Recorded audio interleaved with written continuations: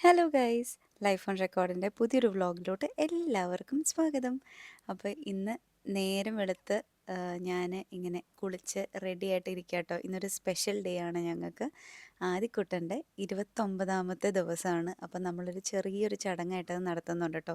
ബാക്കി എല്ലാവരും നല്ല ഉറക്കമാണ്. ഞാൻ ജസ്റ്റ് എണീറ്റിട്ട് കുളിച്ച് റെഡി ആയിട്ടൊക്കെ നിൽക്കുക. റെഡിയല്ല, കുളിച്ചൊക്കെ ഒരുങ്ങി നിൽക്കുകയാണ്. ഇനിയിപ്പോൾ ആദ്യക്കുട്ടനെ കുളിപ്പിക്കണം, അതുപോലെ അല്ലീനെ കുളിപ്പിക്കണം, പിന്നെ ഒരുങ്ങണം. എന്നിട്ട് വേണം നമുക്ക് മനുവേട്ടൻ്റെ വീട്ടിലേക്ക് പോകാനായിട്ട് കേട്ടോ.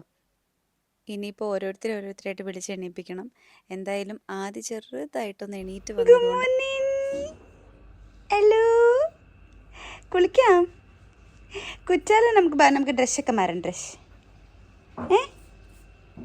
Hello hello, good morning, good morning. Hello hello, ബാ കുളിക്കാൻ ബായോ. Good morning. ഓ ഗുഡ് മോർണിംഗ്. വാ, എണീറ്റ് വാ, പോവണ്ടേ? വാ. എൻ്റെ ആദീനെ കണ്ട, ആദീനെ കണ്ട. ആദി ഇല്ല, അല്ലീനെ കുളിപ്പിക്കണം. അങ്ങനെ അവരെ രണ്ടുപേരെയും കുളിപ്പിച്ച് റെഡിയാക്കി ഞാനും ഡ്രസ്സൊക്കെ ചേഞ്ച് ചെയ്തു. അപ്പോൾ ഇതാണ് എൻ്റെ അറ്റയർ കേട്ടോ. അധികം സമയം നമുക്കുണ്ടായിരുന്നില്ല, അതുകൊണ്ട് തന്നെ എല്ലാം വളരെ പെട്ടെന്നായിരുന്നു കേട്ടോ ചെയ്തത്. ഇനിയിപ്പം ഞങ്ങൾ ഇറങ്ങാനായിട്ട് തുടങ്ങുകയാണ്. അപ്പം അല്ലീനെ ആദ്യമായിട്ട് ഇടിയിപ്പിച്ച ഡ്രസ്സ് എൻ്റെ കയ്യിലുണ്ടായിരുന്നു. ഞാനപ്പോൾ അത് സൂക്ഷിച്ച് ഡ്രൈ ക്ലീനൊക്കെ ചെയ്ത് വെച്ചിരുന്നത് കേട്ടോ. അപ്പോൾ അത് തന്നെയാണ് ആദ്യനെയും ഫസ്റ്റ് ടൈം ഇടിയിച്ചത്. അപ്പോൾ അല്ലീനെയും ഒരുക്കി. ഇതാണ് അല്ലിയുടെ ഡ്രസ്സ്. എനിക്ക് അത്യാവശ്യം നല്ല പോലെ ഇഷ്ടപ്പെട്ടിട്ട് ഞാൻ ഓൺലൈൻ ഓർഡർ ചെയ്തതാണ്. ഓൺലൈൻ ഓർഡർ ചെയ്തപ്പോഴും എനിക്ക് ചെറിയൊരു സംശയം ഉണ്ടായിരുന്നു, ആ കാണുന്നത് പോലെ തന്നെ ആയിരിക്കുമോ എന്നൊക്കെ. എന്തായാലും ഞങ്ങൾ 3 പേരും റെഡിയായി. മനുവേട്ടനും റെഡിയായി, മമ്മിയും റെഡിയായി. ബാക്കിയുള്ളവരെല്ലാവരും തന്നെ നേരെ വീട്ടിലേക്ക് നേരത്തെ പോയായിരുന്നു കേട്ടോ. എല്ലാം ഒരുക്കാനും കാര്യങ്ങൾക്കൊക്കെ ആയിട്ട് പോയായിരുന്നു. അപ്പം ഞങ്ങളും റെഡിയായിട്ട് ഇപ്പോൾ ഇറങ്ങാൻ തുടങ്ങുവാണ്. നമ്മൾ 10 മണിക്കാണ് ഫംഗ്ഷൻ വെച്ചേക്കുന്നത്. ഏകദേശം 8:45 ആയപ്പോഴത്തേക്കും ഞങ്ങൾ വീട്ടിൽ നിന്ന് ഇറങ്ങി കേട്ടോ. കാരണം ഇനിയിപ്പോൾ വീട്ടിലെത്തിയിട്ട് വേണം ബാക്കി കാര്യങ്ങളെല്ലാം ചെയ്യാനായിട്ട്. എല്ലാവരും ഒരു 10 മണിക്കാണ് ഫംഗ്ഷൻ എന്ന് പറഞ്ഞുകൊണ്ട് ഒരു 9:30 ആകുമ്പോഴത്തേക്കെങ്കിലും എത്തും എന്നാണ് ഞങ്ങളുടെ ഒരു വിശ്വാസം. പിന്നെ ആദ്യമാണെങ്കിലും ഫസ്റ്റ് ടൈമാണ് വീട്ടിൽ നിന്ന് ഹോസ്പിറ്റലല്ലാതെ ഒരു സ്ഥലത്തേക്ക് ഇറങ്ങുന്നത് കേട്ടോ. ഹോസ്പിറ്റലിലേക്ക് പോകാനായിട്ട് വണ്ടിയിൽ കയറും, ഹോസ്പിറ്റലിൽ ഇറങ്ങും, ഹോസ്പിറ്റലിൽ നിന്ന് തിരിച്ച് വീട്ടിലേക്ക്. ഇത് തന്നെയാണ് ആദ്യത്തെ ജേർണി എന്ന് പറഞ്ഞു കഴിഞ്ഞാൽ. അങ്ങനെ ഞങ്ങൾ വീട്ടിലേക്ക് എത്തി കേട്ടോ. അപ്പോൾ ഇവിടെ വെച്ച് തന്നെയാണ് നമ്മൾ ഫംഗ്ഷൻ നടത്തുന്നത്. ഒരുപാട് പേരെ ഒന്നും വിളിച്ചിട്ടില്ല, കാരണം പ്രിമച്വർ ബേബി ആണെന്ന് ഞാൻ പറഞ്ഞല്ലോ. അതുകൊണ്ട് തന്നെ ഒരുപാട് റെസ്ട്രിക്ഷൻസ് ഉണ്ട്. പിന്നെ ഞങ്ങൾ ഇതുവരെ വേറെ ആരെയും തന്നെ അതിനെ കാണിച്ചിട്ടില്ല. ഒരു മാസത്തോളമായിട്ട് ആരും തന്നെ കണ്ടിട്ടില്ല. അത്രയും ക്ലോസ് ആയിട്ടുള്ള ഫാമിലി മെമ്പേഴ്സ് മാത്രമേ കണ്ടിട്ടുള്ളൂ. അപ്പോൾ ഇന്നാണ് ബാക്കി എല്ലാവരും അതിനെ കാണാൻ പോകുന്നത് കേട്ടോ. ഞങ്ങളവിടെ എത്തിയപ്പോഴത്തേക്കും വളരെ കുറച്ച് പേര് എത്തിയിട്ടുണ്ടായിരുന്നുള്ളൂ കേട്ടോ. അപ്പോൾ കണ്ട ഉടനെ തന്നെ മനുവേട്ടൻ്റെ അച്ഛൻ അതിനെ എടുത്തു. അപ്പോൾ ബാക്കി കാര്യങ്ങളൊക്കെ ഞങ്ങൾ റെഡിയാക്കിക്കൊണ്ടിരിക്കുമായിരുന്നു. അപ്പോൾ ഞാൻ പിന്നെ വന്ന എല്ലാവരുടെയും കൂടെ ഫോട്ടോസൊക്കെ എടുക്കുമായിരുന്നു. അപ്പോൾ ഞാൻ അവിടെ പെട്ടെന്ന് അച്ഛനോടും പിന്നെ എൻ്റെ പപ്പയോടും കൂടെ ഒന്ന് നിൽക്കാൻ പറഞ്ഞു, ഫോട്ടോസൊക്കെ എടുക്കാമെന്നും പറഞ്ഞിട്ട്. അച്ഛൻ്റെയും പപ്പാപ്പയുടെയും കയ്യിൽ ആദ്യം നിന്നിട്ടുള്ളൊരു ഫോട്ടോ എടുക്കാമെന്നും പറഞ്ഞ് നിർത്തിയതാട്ടോ. അപ്പോൾ നോക്കിക്കഴിഞ്ഞപ്പോൾ മനുവേട്ടനും കൂടെ സൈഡിൽ വന്ന് നിന്ന് എൻ്റെയും കൂടെ എടുത്തോ എന്നും പറഞ്ഞ് അങ്ങനെ 3 പേരുടെയും കൂടെ ഫോട്ടോ ഒക്കെ നമ്മൾ എടുത്തു. ബാക്കി എല്ലാ കാര്യങ്ങളും നമ്മൾ സെറ്റ് ചെയ്യാനായിട്ട് തുടങ്ങുമ്പോഴത്തേക്കും ആദ്യം കരയാൻ തുടങ്ങി. അതിക്ക് ചെറുതായിട്ട് വിശക്കുന്നുണ്ടായിരുന്നു എന്ന് തോന്നുന്നു. അപ്പോൾ പിന്നെ പെട്ടെന്ന് നമ്മൾ പിന്നെ പുതിയൊരു വീടും കൂടെ അല്ലേ, അപ്പം അതിൻ്റെതായ ഒരു ഇറിറ്റേഷൻ അവനുണ്ടായിരുന്നു.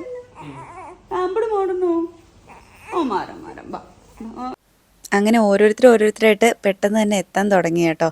ഞങ്ങളൊന്നും തന്നെ ശരിക്കും പറഞ്ഞാൽ സെറ്റ് ചെയ്തിട്ടില്ലായിരുന്നു. സെറ്റ് ചെയ്യാനായിട്ട് തുടങ്ങിയപ്പോഴത്തേക്കും ആദ്യം കരയാൻ തുടങ്ങി. പിന്നെ ഇവരെ നമുക്ക് പ്രത്യേകിച്ച് പരിചയപ്പെടുത്തേണ്ട കാര്യമൊന്നുമില്ല, ഗാർഗിയും ഫാമിലിയാണ്. അവർ വന്നു കഴിഞ്ഞിട്ട് കഴിഞ്ഞ പ്രാവശ്യം അല്ലിയുടെ ഫംഗ്ഷൻ നടത്തിയപ്പോഴും വളരെ കുറച്ച് പേരെ ഉണ്ടായിരുന്നുള്ളെങ്കിലും സിദ്ധു ഒക്കെ ഉണ്ടായിരുന്നു. അപ്പോൾ സിദ്ധുവാണ് എല്ലാ കാര്യങ്ങളും ഇൻസ്ട്രക്ഷൻസ് ഒക്കെ പറഞ്ഞു തന്നു കേട്ടോ. ഇന്ന കാര്യങ്ങളൊക്കെ വെക്കണം, ഇന്ന കാര്യങ്ങൾ ഇന്നത് ചെയ്യണം എന്നൊക്കെ പറഞ്ഞ്. അപ്പോൾ ഇപ്രാവശ്യവും നമ്മുടെ ഫംഗ്ഷൻ ഒക്കെ, നമ്മുടെ ചടങ്ങ് എങ്ങനെയാണ് എവിടെയൊക്കെയാണ് സെറ്റ് ചെയ്യേണ്ടതെന്നൊക്കെ പറഞ്ഞു തന്നത് സിദ്ധു തന്നെ കേട്ടോ. അപ്പം കുറേ കാര്യങ്ങൾ ഞങ്ങൾക്ക് മിസ്സിങ് ആയിരുന്നു. നമ്മൾ തേങ്ങ മേടിച്ചിട്ടുണ്ടായിരുന്നില്ല, അതുപോലെ അങ്ങനത്തെ കുറച്ച് ഐറ്റംസൊക്കെ മിസ്സിങ് ആയിരുന്നു. നമുക്ക് ആർക്കും തന്നെ അതിനെപ്പറ്റി അത്ര വലിയൊരു അറിവ് ഉണ്ടായിരുന്നില്ല. പിന്നെ വേഗം അവർ പുറത്ത് പോയി സാധനങ്ങളൊക്കെ മേടിച്ചു, പൂക്കളും അതുപോലെ കുറച്ച് സാധനങ്ങളൊക്കെ മേടിച്ച് അവർ പിന്നെ തിരിച്ച് വന്നു കഴിഞ്ഞിട്ട് വീണ്ടും സെറ്റ് ചെയ്യുവാണ് കേട്ടോ. അങ്ങനെ നമ്മൾ 10 മണി എന്ന് പറഞ്ഞ ഫംഗ്ഷൻ ഏകദേശം ഒരു 11 മണിയായപ്പോഴത്തേക്കും നമ്മൾ നടത്താനായിട്ട് നമ്മൾ ഇരുന്നു. വീഡിയോഗ്രാഫറിന്റെ കഴിവാണ്. വീഡിയോ ഔട്ട്പുട്ട് വരുമ്പോൾ നീ കണ്ടാൽ മതി. ഈ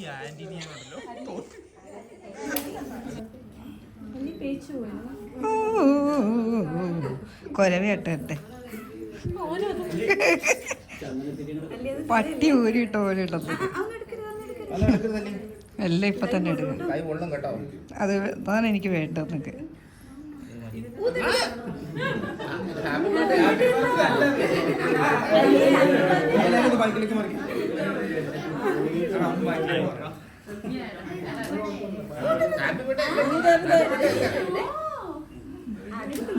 അല്ലി വേണമെങ്കിൽ കൊരവിട്ടോ. ആ ഓ ആ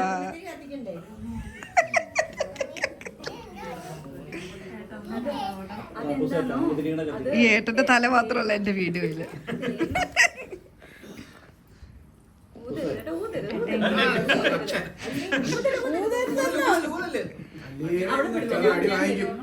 അവളെ എടുത്ത് മാറ്റ്. ആ ഗുഡ് ഗേൾ.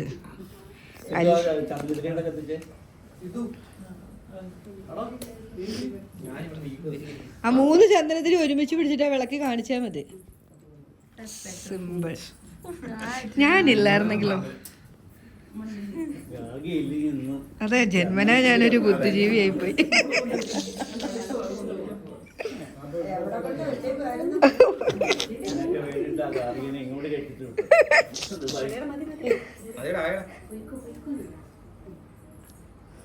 ഊതി അണച്ച്.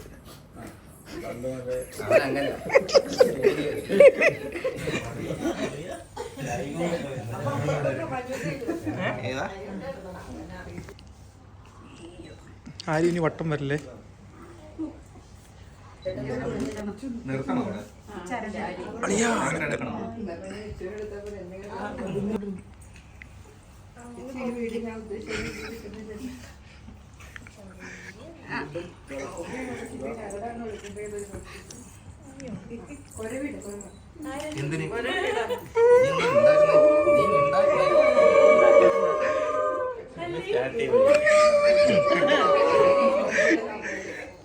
കഴിഞ്ഞ അവിടെ ഒമ്പത്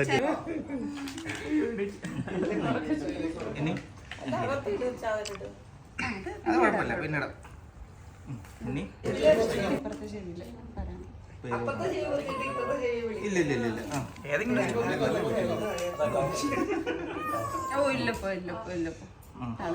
പ്രാവശ്യം പറയണം. ആ കരയല്ലേ? ഒരു മിനിറ്റ്. ശരി.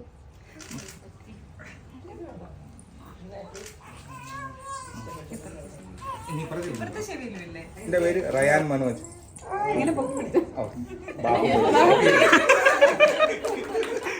സിംബ സിംബ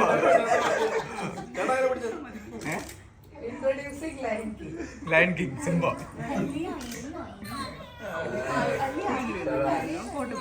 ശബ്ദത്തെ കൊണ്ട് തുടങ്ങി.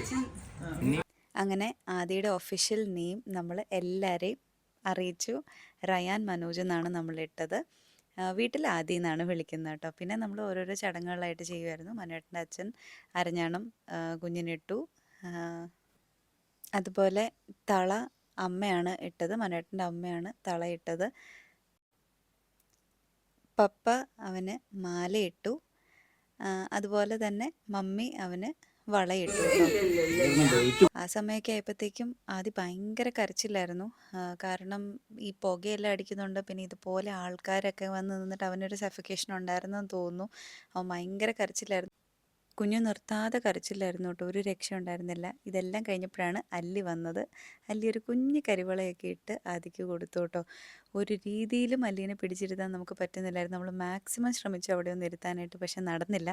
എന്തായാലും അവളിങ്ങനെ എക്സ്പ്ലോർ ചെയ്ത് ഓടിക്കളിച്ച് നടക്കുമായിരുന്നു കേട്ടോ. അവൾക്ക് പറ്റിയ കുറേ ചേട്ടന്മാരും ചേച്ചിമാരും ഒക്കെ വന്നുകൊണ്ട് ഇതെല്ലാം കഴിഞ്ഞ് പിന്നെ ബാക്കി എല്ലാവരും ഗിഫ്റ്റ് ചെയ്യുമായിരുന്നു കേട്ടോ. ഇപ്പം അപ്പച്ചിയും മാമനും ഗിഫ്റ്റ് ചെയ്തു. അതുപോലെ അടുത്തൊരു അപ്പച്ചി ഗിഫ്റ്റ് ചെയ്തു. അങ്ങനെ ബാക്കിയുള്ളവരോരോരുത്തരായിട്ട് ഗിഫ്റ്റൊക്കെ കൊടുത്തുകൊണ്ടിരിക്കുമായിരുന്നു ആദിക്ക്. ഇവരെല്ലാവരും ആദ്യമായിട്ടാട്ടോ ആദീനെ കാണുന്നത്. എല്ലാവരും തന്നെ ആദീനെ ഫസ്റ്റ് ടൈം കാണുന്നതിൻ്റെ എക്സൈറ്റ്മെൻറ്റും ഒക്കെ ആയിരുന്നു. പക്ഷെ അവൻ ഒരു രീതിയിലും അഡ്ജസ്റ്റ് ചെയ്യുന്നില്ലായിരുന്നു. ഇതെല്ലാം കൂടെ ബോഡിയിലേക്ക് വന്ന് ഫസ്റ്റ് ടൈം അല്ലേ സ്വർണ്ണമൊക്കെ ഇടുന്നത്. അപ്പം അതിൻ്റേതായ ഇറിറ്റേഷനും എല്ലാം ഉണ്ടായിരുന്നു. ഭയങ്കര കരച്ചിലായിരുന്നു. ഒരു രക്ഷയില്ലായിരുന്നു. ദാ നല്ല കാർച്ചയാ. എന്തായാലും അവനെ പിന്നെ നമ്മൾ വിചാരിച്ചു പരിപാടിയെല്ലാം ഫങ്ഷൻസൊക്കെ കഴിഞ്ഞ് കഴിഞ്ഞിട്ട്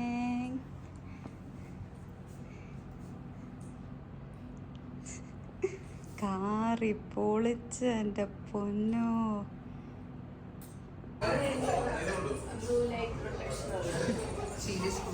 സീരിയസ് റൂമാ ആ ഗാർഗിനെ വിളിക്കുന്നു. ഇനിയിപ്പം നമ്മളെല്ലാവരും കൂടെ ഒത്തുകൂടിയതല്ലേ എന്നോർത്ത് നമ്മൾ അവിടെ മൈക്ക് സെറ്റൊക്കെ വെച്ചു. അത് കഴിഞ്ഞിട്ട് ഓരോരുത്തരായിട്ട് പാടിക്കൊണ്ടൊക്കെ ഇരിക്കുക കേട്ടോ. അപ്പം ആരും പാട്ടൊന്നും കേട്ട് പേടിക്കരുത്.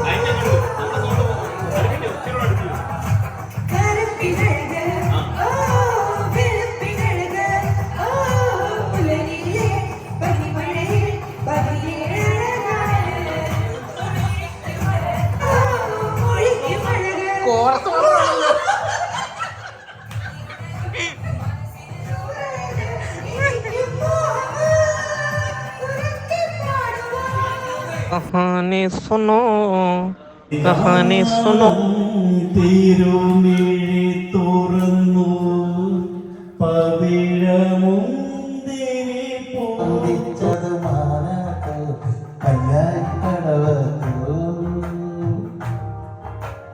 കനനീരിൻ പൂവിരിഞ്ഞത് മുറ്റത്തോ കണ്ണാടി കവിളത്തോ.